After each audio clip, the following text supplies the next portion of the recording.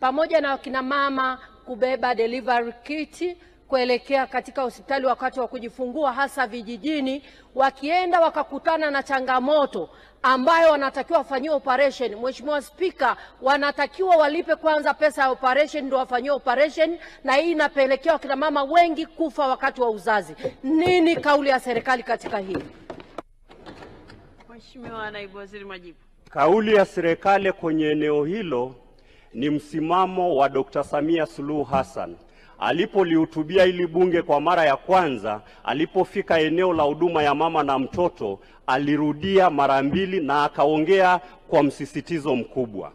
Na ndio maana unaona baada yeye kutoka hapa bungeni alidumbukiza resources sector afya, na ndio maana leo tuna nishani kwenye eneo hilo la kina mama na watoto. Ukilinganisha na duniani, tuna nishani ya kidunia ambayo Rais Samia, Dr. Samia Suluhu Hassan amekuwa kama rais